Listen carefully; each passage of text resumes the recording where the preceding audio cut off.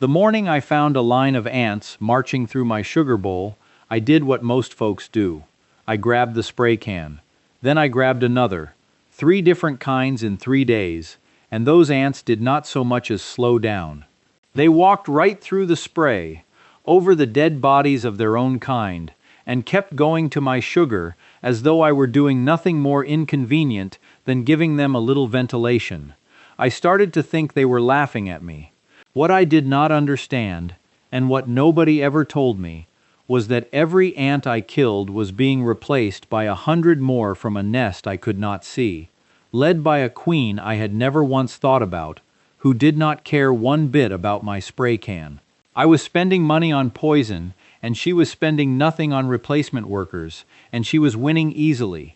That is when I called my Aunt Ruth, who is 78 years old and has a kitchen so clean you would not find a crumb on her floor, with a lantern and a magnifying glass, and she asked me one question. She said, "Amos, are you killing the queen?"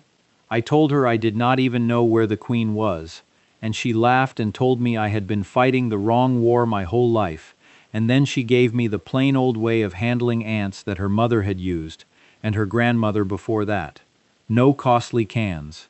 No chemicals that make your eyes water.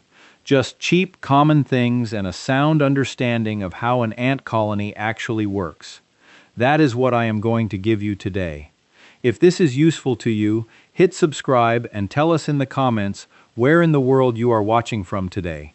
I am Amos Stoltzfus, and I keep this Lancaster County place the way my people always have. And I will tell you, ants in the kitchen are a thing every farmer knows. Every farmhouse has its season of them. Spring comes, the ground warms, and they find a way in. For years I fought them the same losing way most folks do, spending money on cans and sprays and little baited traps from the store, winning a few days and losing the weeks that followed. Clean counter today. Crawling again by Thursday. Quick word before I go further. The old methods my family uses, there is more of it than fits in any one video. I gathered the whole of it into a book at eliasodor.com. The book is the long version. If you want it, it is there. I will not mention it again. I remember the first bad ant year at this place clearly. A warm May brought them in through the gap under the kitchen door, hundreds of them by morning, a black ribbon running from the baseboard across the linoleum to the bread box. I went and bought every spray the store had, and I went at them like a general, and I won every battle that week, and lost the month that followed. More ants each time. I called my father and he laughed, not unkindly, and said I had been killing the messengers while the queen who sent them sat safe underground and kept on laying. I did not fully understand what he meant at the time. He said, "Son, you are mopping the floor under a leaking roof and calling it plumbing. Close the hole first." The understanding came later, and it is this. An ant colony is not a loose gathering of insects wandering about freely. It is a city with one ruler, and that ruler is the queen, deep underground in the nest, laying eggs without stopping, day after day, year after year. A healthy queen ant can live 15 years or more. In that time, she may lay several million eggs. The worker ants you see on your counter are a fraction of her standing army, scouts and carriers sent out to find food and bring it home. When you spray them, you kill some workers. The queen does not even notice. She simply lays more. She will keep laying for as long as she lives, and no spray can on your counter reaches her 2 feet underground. Here is the part that changed how I thought about the whole problem. The scout ant that first found your kitchen did not stumble in by accident. She was sent. Colonies send out scouts in all directions, and when one finds food, she loads up and walks home, and all the way home she drags her belly on the ground and leaves behind a chemical scent road for the others to follow. The stronger the food source, the stronger and wider that road becomes as more ants pile on and reinforce it. That road is invisible to you, but to an ant it is as plain as a paved highway, and it will last long after you have wiped up every ant you can see. When the new ones come an hour later and seem to find the exact same path, that is why. The road is still there. You killed the travelers, not the road. The workers do not matter. The queen is the whole war, and the road is what keeps the army moving while you fight it. The old way of killing the queen is so simple it will stop you short when you hear it. You feed her. You make a bait so good the workers cannot help but carry it home to the nest, deep to the very queen herself. And that bait has something in it that does not kill them fast, something slow acting, so the workers have time to bring it all the way home and feed it to the queen before it does its work on them. That is the whole secret of ending an ant infestation rather than managing one forever. Here is the recipe, and it costs almost nothing. You take plain white sugar, about a tablespoon, and you mix it with a small spoonful of borax. Borax is a mild mineral compound sold in the laundry aisle, a white powder in a box, and it has been in common household use for well over 100 years. Mix it roughly 1 part borax to 3 parts sugar, then add just enough warm water to make a thick syrup, about the thickness of honey. The sugar is the bait. The borax is the slow poison. An ant that eats borax does not die on the spot. It takes many hours, sometimes a full day. And in that time it carries the sweet syrup back to the nest and shares it with the others there, including the queen. Then it does its work on all of them. You put this syrup on a small piece of cardboard or a jar lid or a bit of aluminum foil and set it wherever you see the ants working, on the counter or the floor near the trail. And then you watch something that will try your patience. The ants come to it in numbers, a crowd of them working at that syrup, and everything in you wants to sweep them off. Do not. Those ants are doing exactly what you need them to do. They are loading up that bait and carrying it home to the queen. Leave them to their work. Walk away if you must. Every ant you knock off that bait is one fewer delivery to the nest. Within 2 or 3 days, you will notice fewer ants. Within a week, the trail often goes quiet entirely. What happened is what your spray can never manage. The bait reached the nest. The queen ate her share. The colony began to fail from the inside out. A few things to mind about the bait. Keep it fresh, mixing a new batch every couple of days, for it dries out and loses its draw. If you see no interest within a day, try making it a touch sweeter by adding a little more sugar, for different colonies have different tastes, and some want a stronger sweetness to lure them in. Set your bait in the evening rather than the morning, for ant activity is often heaviest through the night and early morning hours, and fresh bait set at dusk has a full night of heavy traffic to work with. And if you have small children or pets, tuck the bait where they cannot reach it, under the stove or behind the refrigerator near the trail. For borax is safe in the amounts used here, but best kept well away from little hands and curious dogs all the same.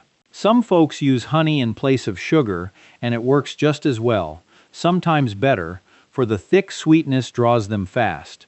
And others have had good luck with peanut butter mixed with a small measure of borax for the ants that seem less interested in sweet bait and more drawn to protein and fat, which you sometimes see in late summer when the colony's needs shift. Every colony is a little different, and if your first bait sits untouched for 2 days, try a different one before you give up on the method. The principle is the same either way. Something they want, mixed with something slow that they will carry home before it finishes them.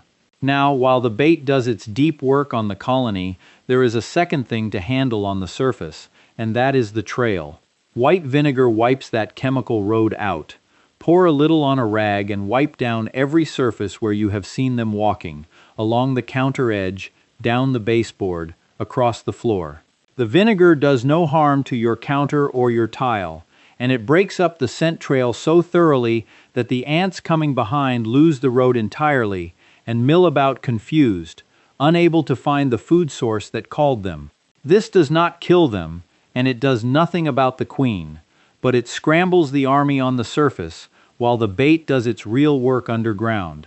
Wipe the trail with vinegar each morning for the first few days, and you slow the flood of new workers coming in while the bait is working its way through the colony. Vinegar for the trail, borax bait for the queen. Together they work on both ends at once. Subscribe and turn on notifications so you do not miss what we share next. There is a third thing the old people used, and it works on a different principle than either. It is food-grade diatomaceous earth, which sounds like something from a laboratory but is simply the crushed fossils of tiny ancient sea creatures, a white powder sold cheaply at garden stores and farm supplies. What it does to an ant is purely mechanical. The powder is microscopically sharp, and it pierces the ant's outer shell and dries it out from the outside. An ant that walks through a dusting of it dies within a day or two. You dust a thin layer along the base of the wall, across the threshold where they enter, and in the dark corners under your sink and behind the refrigerator. It has no smell and no toxicity to people or pets who walk through a thin dusting of it, though you should not breathe a cloud of the stuff when applying it, same as you would not breathe a cloud of flour. Unlike the spray can, it keeps working for weeks as long as it stays dry. A mopped floor washes it away and you reapply it, but in the dry places under cabinets and along the wall, it holds and goes on working without you touching it again. Used together, the borax bait kills the colony from within over a week or two, the vinegar wipes the trails to scatter the surface army, and the diatomaceous earth at the entry points cuts down the workers coming and going. Those three working together, and you have nearly always beaten the problem within 2 weeks without a single can of chemical spray.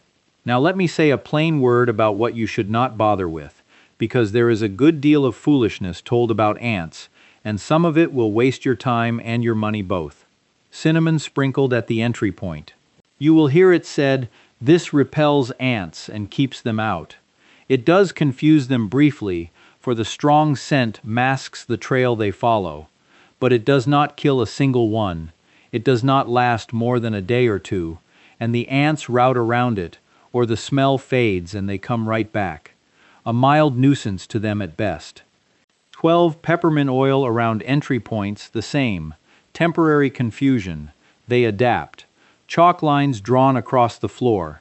Mostly nonsense. The calcium carbonate in the chalk may irritate them slightly, but they walk right through it once they find their way across. Bay leaves in the cupboard, which some folks swear by for pantry moths but does near nothing for ants. The scent does not last long enough in the dry air of a cabinet to matter. And salt. Someone always mentions salt. Salt in cracks will deter them from that specific crack while it lasts, but salt is drawn by moisture and dissolves and tracks away fast, and it leaves nothing behind but the damage it does to whatever surface you put it on. In a crack in your foundation or your door frame, salt will only hasten the crumbling of whatever mortar is there. I must also say a plain word about a dangerous mistake some folks make. Reading about borax and ants, they decide that if a little is good, more is better, and they pour it around generously. Borax in the small amounts dissolved in water for the bait is no concern. A heavy dusting of it across the floor where a dog lies or a toddler crawls is a different matter entirely. Keep it in the bait, placed well out of reach, and you have nothing to worry about. More is not better here. The right amount is what makes the bait safe to carry home before it kills.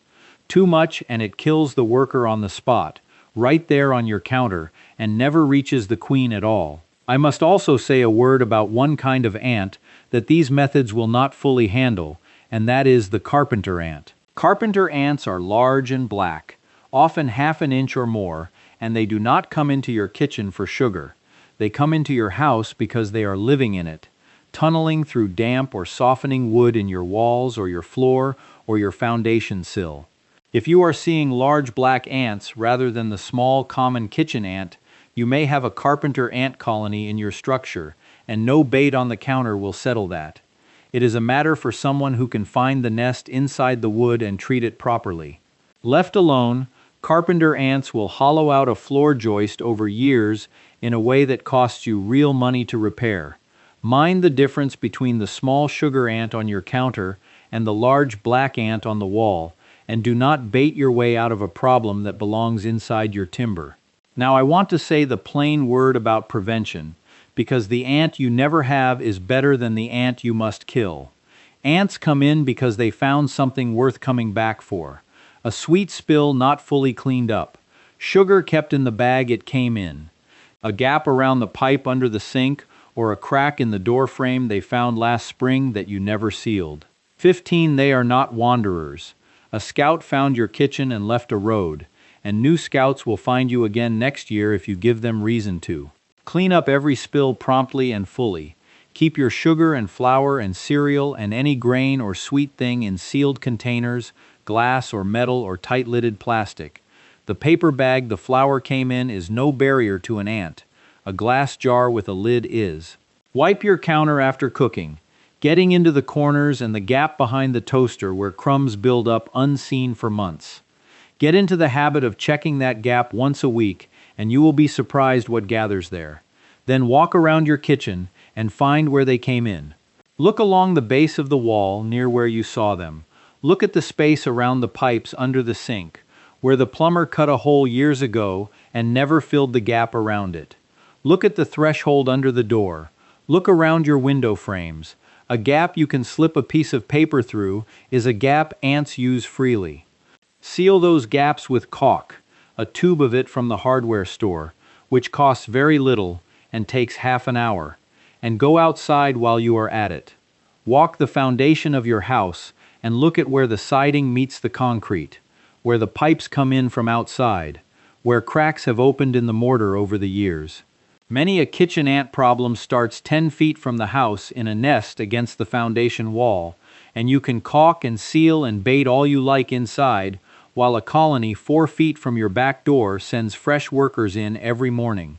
Look outside first, and you will often find the nest, a small mound of fine soil near the foundation or under the downspout where the ground stays damp.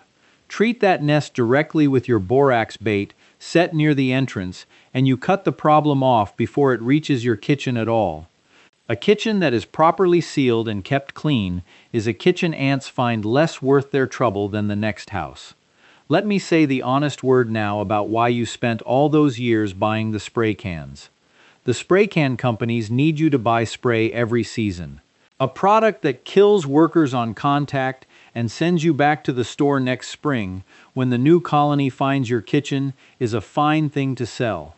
A borax bait that costs $1 and destroys the colony for good is a very poor thing to sell. You cannot run a television advertisement for a box of borax and a bag of diatomaceous earth. There is no profit margin in it for anyone. So the advice that would actually solve your problem got no advertising, while the spray can that kept you buying season after season got the whole shelf and the whole commercial and the end cap display by the door. Nobody hid this from you with any bad intention. It is simply the plain shape of what gets told when there is money in the telling, and what goes untold when there is not. 18.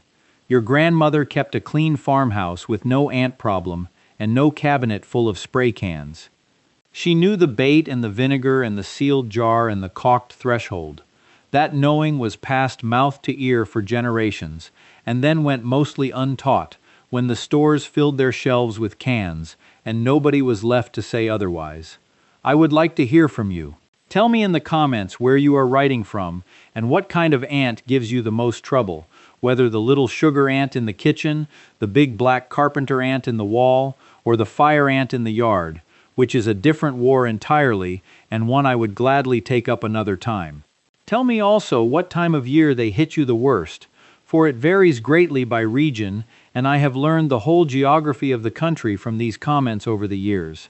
And if you have an old remedy from your own people, something your mother or grandmother used to keep the ants out, write it down for me, for I learn things in these comments that I learn nowhere else, and I read every one of them. Next time I want to show you how to keep mice out of a house and a barn the old-fashioned way, without poison in the walls where it later kills a barn cat or a dog that finds it, and without the snap traps you are buying by the box every winter. The old farmers had ways of discouraging mice that cost nothing and harmed nothing but the mice, and they worked the season through. I will show you those. An ant does not care about your spray can. She cares about finding food and carrying it home to her queen. Give her something worth carrying home that she should not have carried, and the whole colony answers for it. The plain knowing of how an ant colony works, what drives it and what can stop it from the inside, is worth more than a shelf full of spray cans and costs you almost nothing. The people who built this country with their hands knew that. Thank you for watching. More videos are on your screen now, and subscribing means you will not miss what comes next.